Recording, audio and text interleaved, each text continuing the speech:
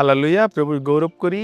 যে যেখান থেকে দেখছেন বা শুনছেন সবাইকে যীশু খ্রিস্টের নামে শুভেচ্ছা জানাই। আজকে আমার নির্ধারিত শাস্ত্রাংশ যাত্রা পুস্তক তার ২০ অধ্যায় ১৮ থেকে ২৬ পদ।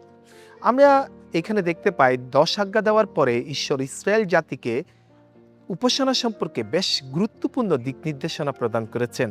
এই অংশ থেকে আমরা বেশ কিছু শিক্ষা পাই। তার মধ্যে প্রথমত আমরা যে শিক্ষাটা পাই সেটি হচ্ছে যাত্রা পুস্তক তার ২০ অধ্যায় ১৮ এবং ১৯ পদ, আর যেখানে আছে ঈশ্বরের মহিমা এবং পবিত্রতার প্রতি ভয় ও শ্রদ্ধা করা।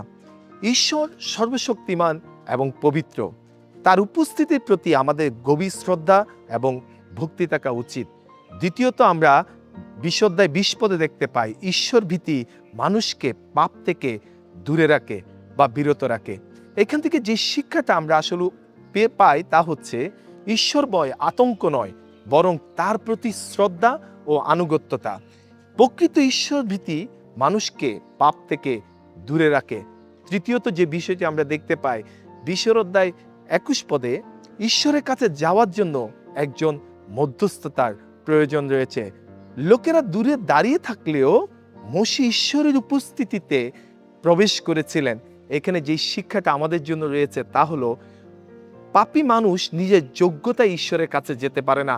আমরা নতুন নিয়মে প্রথম তিমথিও তার ২ অধ্যায় ৫ পদ, ইব্রিয় তার ৪ অধ্যায় ১৪ থেকে ১৬ পদে আমরা দেখতে পাই যীশু খ্রিস্টই হলেন আমাদের একমাত্র মধ্যস্থতাকারী, যিনি ঈশ্বর এবং আমাদের মধ্যে তিনি মধ্যস্থতাকারী হিসেবে সম্পর্ক স্থাপন করেছেন। চতুর্থত আমরা এখানে দেখতে পাই ২০ অধ্যায় ২২ থেকে ২৩ পদে প্রতিমা পূজা সম্পর্কে ঈশ্বরের করা নিষেধাজ্ঞা তিনি দিয়েছেন এবং তিনি সম্পূর্ণভাবে এটিকে নিষিদ্ধ করেছেন।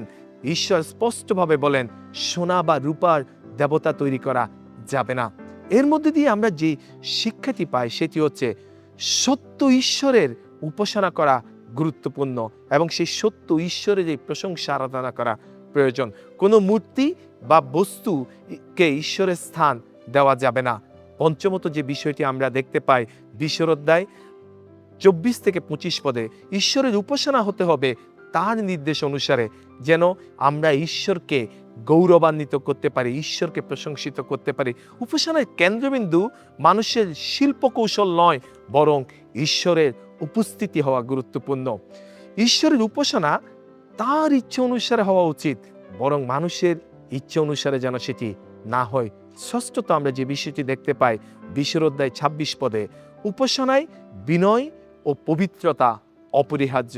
খ্রিস্টেতে সুধীজন, বেদিতে উঠার জন্য সিঁড়ি ব্যবহার করতে ঈশ্বর নিষেধ করেছিলেন যাতে মানুষের নগ্নতা প্রকাশ না পায়। আর এখান থেকে আমরা যে শিক্ষাটি পাই সেটি হচ্ছে উপাসনায় শালীনতা, বিনয় ও পবিত্রতা বজায় রাখতে হবে।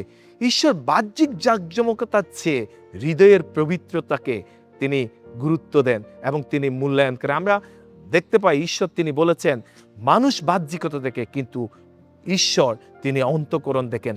আর এই শাস্ত্রাংশের মধ্যে থেকে আজকে আমাদের জীবনের জন্য যা আমরা নিতে পারি তার প্রথমটি হলো প্রতিদিন ঈশ্বরের প্রতি শ্রদ্ধা ও আনুগত্যতার মনোভাব গড়ে তোলা। দ্বিতীয়ত, পাপ থেকে দূরে থাকার জন্য ঈশ্বর ভয় আমাদের জীবনে ধারণ করা প্রয়োজন। তৃতীয়ত হচ্ছে যীশু খ্রিস্টের মাধ্যমে সাহসের সঙ্গে ঈশ্বরের কাছে এগিয়ে যাওয়া। চতুর্থত, জীবনের প্রতিটি ক্ষেত্রে ঈশ্বরকে প্রথম প্রায়োরিটি দেওয়া এবং কোনো কিছুকে তার বিকল্প হতে যেন আমরা না দেই। তবেই আমরা আমাদের খ্রিস্টীয় জীবনে এগিয়ে যেতে পারবো, ঈশ্বরকে গৌরবান্বিত করতে পারবো এবং আমরাও বৃদ্ধি পেতে থাকবো। ঈশ্বরের বাক্যের মধ্যে দিয়ে আমাদের সবাইকে আশীর্বাদ করুন। জয় যিশু।